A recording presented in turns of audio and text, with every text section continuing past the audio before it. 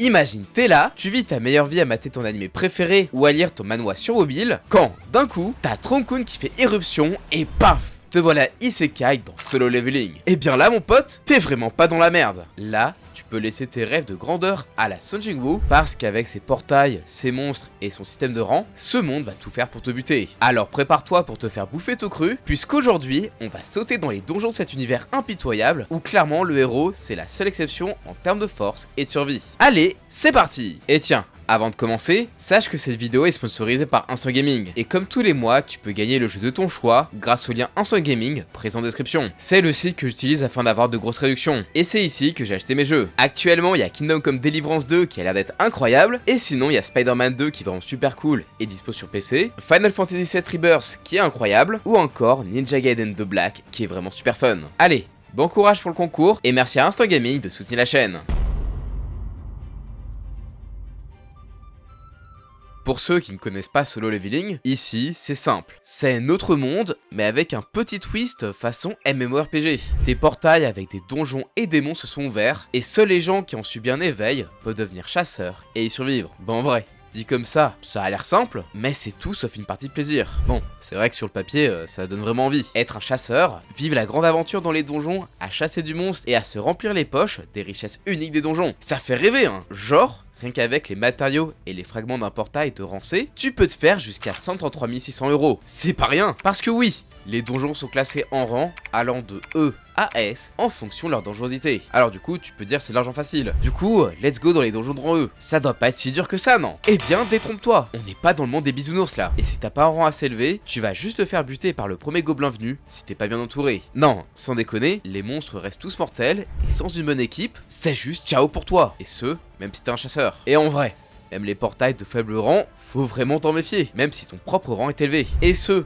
à cause d'un phénomène rarissime mais mortel, les doubles donjons. Genre par exemple, celui où était entré Song et sa team, ben c'était un simple randé. Sauf qu'en plus du donjon habituel, se cachait dedans un deuxième donjon de rang S. Oui, comme ça. Et ils avaient aucun moyen de le savoir. Résultat, à l'intérieur de ce donjon mortel, c'est piège et décès à gogo. Là, tu vas finir écrabouillé en pancake, démembré ou carrément cramé sur place par les horreurs de ce double donjon. Et vraiment, ta survie tiendra juste du miracle. Mais attention, c'est pas parce que tu vas aller dans un donjon de rang plus élevé que t'es safe. Déjà parce que bon, rang plus élevé égale monstre plus vénère, forcément, mais aussi à cause du problème de portail rouge qui touche les donjons de rang B et plus. De base, on dirait juste un portail normal, mais une fois à l'intérieur, le bordel vire au rouge et les chasseurs dedans se retrouvent enfermés et ne pourront sortir qu'au bout de 7 jours, lors d'une rupture de donjon ou s'ils tuent le boss. Sauf que le souci, c'est que non seulement un portail rouge est bien plus difficile et mortel que son rang initial, mais en plus, le temps y passe différemment. Un jour dedans équivaut à seulement 1 heure dans notre monde. Ce qui veut dire qu'il faudrait survivre pas moins de 168 jours, soit 5 mois et demi dans cet environnement mortel, avant que le donjon ne s'ouvre, vu qu'il faut 7 jours avant une rupture de donjon. Et d'ailleurs, j'y pense, mais même dans les donjons normaux, tu risques de finir perdu et enfermé dedans. Non, vraiment, c'est même ce qui est arrivé au daron de Sung Jin-woo, qui est resté 10 ans enfermé et n'a survécu que parce qu'il était au moins si fort qu'un rang S. Mais toi, ne compte pas survivre face à l'environnement juste meurtrier qui se trouve dans les portails rouges, ni face aux monstres. Tu pourrais bien te retrouver en plein désert de glace à affronter des ours ultra vénères ou des ailes super intelligents qui vont t'encercler et te geler avec leurs armes. Un véritable enfer. Bon, après tu te dis, au pire, j'y vais pas. Hein. Sauf que le fait d'attendre une rupture de donjon, c'est pas forcément une bonne idée pour les civils non plus. Genre, typiquement, qui dit rupture de donjon, dit monstre à l'air libre dans notre monde. Et en fonction du rang et du donjon qui s'est ouvert, ça peut vite passer de oh merde, des orques butent des civils, ah bordel de merde, mon île s'est transformée en l'arc des fourmis chimères d'Hunter x Hunter. Et vraiment, t'as pas envie de ce dernier. Genre, c'était tellement la merde après l'ouverture de ce portail de rang S que l'État a carrément dû abandonner l'île de Jeju aux fourmis. Et en les laissant comme ça, sans jamais avoir pu les éradiquer, ben ça leur a laissé le temps d'évoluer et de commencer à avoir des ailes. Alors autant vous dire que ce genre de problème peut rapidement prendre en ampleur et dégénérer. Surtout que les monstres des donjons, c'est une vraie plaie. En plus, t'as tout. Du petit gobelin énervé, du loup à la gueule bien vénère, du gros serpent insaisissable, des grosses araignées de la mort, des elfes des glaces et leurs nounours, des orques, des hauts orques, des fourmis géantes, bref, un beau bestiaire de fantasy bien mortel. Et t'as vraiment pas intérêt à te prendre pour Sun Jingwu et à vouloir te faire des monstres, ou pire, des boss en solo. Parce que si le système de groupe et de guide existe, c'est pas pour rien. C'est pour éviter que des idiots se fassent buter si facilement. Le pire, c'est que t'es à l'abri nulle part, tellement les portails peuvent apparaître littéralement partout. Et même si t'es pas directement victime d'un donjon, en rentrant dedans ou à cause d'une rupture, eh bien, ces conneries, ça peut te rendre malade, comme la daronne de Sun Jingwu. Et oui, en plus des éveils, il y a une autre nouveauté dans ce monde, la maladie du sommeil éternel. C'est un peu comme une allergie au mana arrivée dans notre monde, et ça fait que tu vas finir par tomber dans un coma qui va pomper ton énergie vitale. De quoi te foutre à l'hosto indéfiniment. Enfin, tant que ta famille peut payer le traitement, parce que cette maladie porte bien son nom, et tu te réveilleras jamais. À moins de connaître Sun Jingwu, le seul à pouvoir crafter un remède à cette maladie. Oui, encore une fois, ce perso est trop pété. D'ailleurs, si toi aussi tu veux être aussi invincible et intuable que Sun Jingwu, c'est très simple, il te suffit de t'abonner et d'activer la cloche de notification. Avec ça, tu seras imbattable face aux pires monstres, univers et personnages de tes univers de manga favoris. Alors autant vous dire que Tronku ne vous fera même plus peur. Merci de vos soutiens.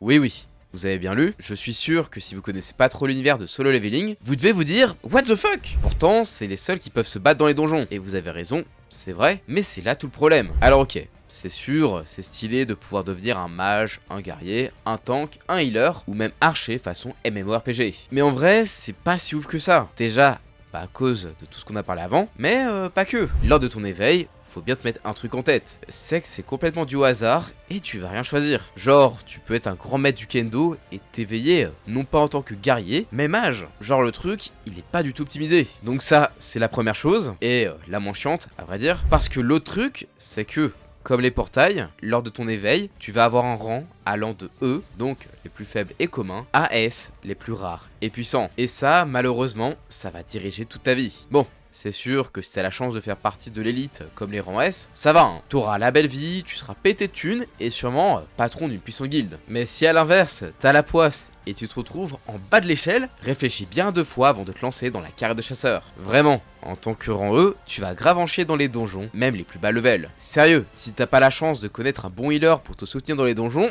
t'es juste mort en fait. En plus, comme tu seras mauvais, on va pas trop te regarder et même parler de toi dans ton dos. Waouh, franchement, c'est trop fun comme vie. Et là, tu dis que c'est simple. T'as qu'à pas devenir un chasseur et c'est réglé. Ouais. Sauf que dans ce monde, toute l'économie tourne autour des portails et des matériaux qu'on trouve dedans. Donc forcément, si t'es dans la classe moyenne-basse, que t'as un prêt étudiant ou d'autres trucs à rembourser, bah tu vas tenter de prendre le job pour gagner un max rapidement. Mais le monde des chasseurs est tout sauf safe, et ce, même à cause des humains, forcément. Avec un système de rang, ça crée de nouvelles classes sociales et les soucis qui vont avec. Jalousie, convoitise, manipulation et rivalité sont monnaie courante dans le monde impitoyable des chasseurs. C'est sûr que si t'es dans les meilleurs rangs, ça va. Tu vas juste assister à une bataille de guildes pour te recruter et ça va être à toi de faire le bon choix. Mais si t'es dans les rangs les plus bas, ça va être galère, je te le dis. Déjà, de manière générale, on va pas vouloir de toi, mais en plus, certains chasseurs sans scrupules pourraient tenter de t'utiliser. Vu que les conditions d'accès au meilleur portail, c'est d'avoir un gros groupe, tu pourrais très bien te retrouver engagé juste comme bouche-trou. Ou pire, comme Appa, qu'on va soit laisser crever avec le boss, soit buter pour partager les bénéfices en moins de parts. Non, sans déconner, c'est vraiment monde impitoyable. Impitoyable et même corrompu, hein. Et oui.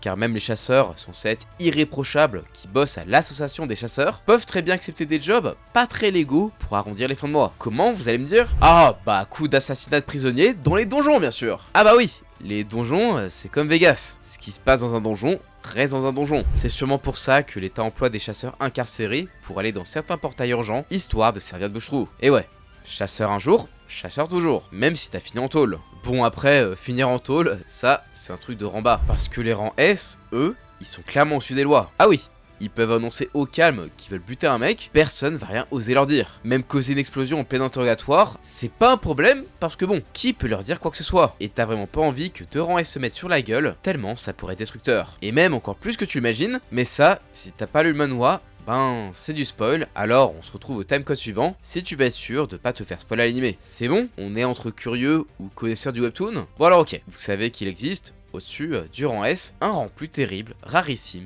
et destructeur. Le rang nation, des chasseurs dont la seule puissance équivaut à celle d'un pays entier. Ouais, ça déconne zéro. Eh bien, quand ils se fightent entre eux, c'est véritablement mortel, autant pour les alentours qu'entre eux, tellement ils se font pas de cadeaux. D'ailleurs, tant qu'on est dans le spoil. On sait aussi que la traîtrise entre les différents rangs S des différents pays, c'est monnaie courante. Déjà parce qu'il y a beaucoup de tensions entre eux en mode concours de qui est la plus grosse, mais aussi parce qu'ils n'hésiteront pas à vous trahir, même dans un raid commun, juste pour que leur pays s'attire les faveurs du monde. Et oui, être chasseur de haut rang, ça signifie être coincé dans des jeux de pouvoir et politique qui peuvent s'avérer bien mortels. Enfin bref, au final, c'est autant risqué d'être chasseur que d'en connaître. Les faibles se font marcher dessus par les forts, qui eux-mêmes se fightent entre eux pour montrer c'est qui le patron. Et si tu penses que faire une guilde avec tes potes, ça va t'aider parce que t'es d'un rang moyen, bah tu peux rêver. Si t'es pas pété de thunes ou avec de beaux contacts, créer une guilde, c'est juste réservé à l'élite. À moins que t'aies du bol et que tu te fasses recruter dans celle de Sun Ji-woo. On sait jamais hein.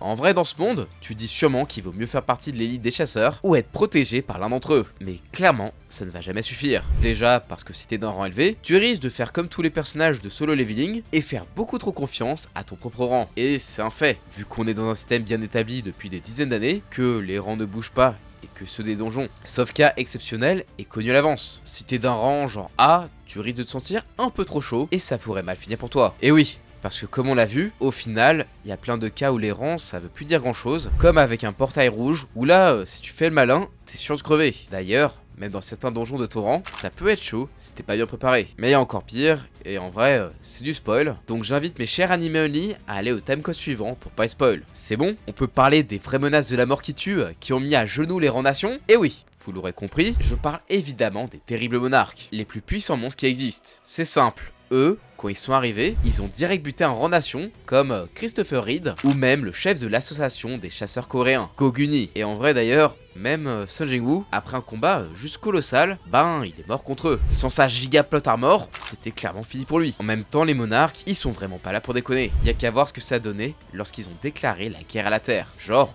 lorsque Ntares, le monarque de la destruction, est arrivé au Canada, il a brûlé même un chasseur de rang S sans problème avant que son armée de dragons n'envahisse le pays. Partout sur le globe, les monstres des monarques se déchaînaient et l'armée elle-même ne pouvait rien y faire. À côté de ça, même la bataille de l'île de Jeju avec les fourmis géantes échappées d'un portail de rang S, c'était clairement du pipi de chat. Après bon, le Japon aussi avait été bien ravagé par la rupture d'un portail de rang S d'où étaient sortis des géants. Donc bon, au final, sans Sun Ji-woo et sa sacro-sainte plot armor, ce monde était juste voué à sa perte. À tel point qu'à la fin, il a lui-même été obligé de le reboot pour créer un monde meilleur. Enfin, jusqu'à Solo Leveling Ragnarok, mais ça, je vous laisse le découvrir par vous-même. Vous l'aurez compris, dans ce monde, absolument tout vaut votre mort. Et en vrai, que vous soyez un puissant chasseur ou un simple rang E, votre vie sera tout aussi pourrie d'une façon ou d'une autre. Et oui, vous n'êtes pas Sun Ji-woo, et dans ce monde vous pouvez oublier le level up avec des pouvoirs trop stylés comme lui pour rouler sur le verse, ou même des trucs tout aussi simples mais pratiques comme l'accès à un inventaire et une boutique. D'ailleurs en vrai, même si l'un d'entre nous finissait à la place de Jingwoo, pas sûr qu'on s'en sentirait aussi bien vu comment ça a été une torture pour lui d'atteindre ce niveau. Et puis il te faudrait aussi mettre ton humanité au placard et ne pas hésiter à tuer les autres si ça peut te servir. Comme quoi le Song là, c'est pas tant héros que ça hein. Mais vous pensez vraiment pouvoir survivre à cet univers? Perso, même si je reçois l'éveil, je préfère rester un civil, bien tranquille, pour faire des vidéos sur comment tuer les monstres des différents donjons, c'est plus safe. Et vu ma chance, je sens que je finirai en eux. Enfin bref, si la vidéo vous a plu, je compte sur vous pour exploser les pouces bleus, à partager la vidéo en masse, et à vous abonner en activant la cloche si pas déjà fait. Sur ce, moi je vous dis à la prochaine, ciao!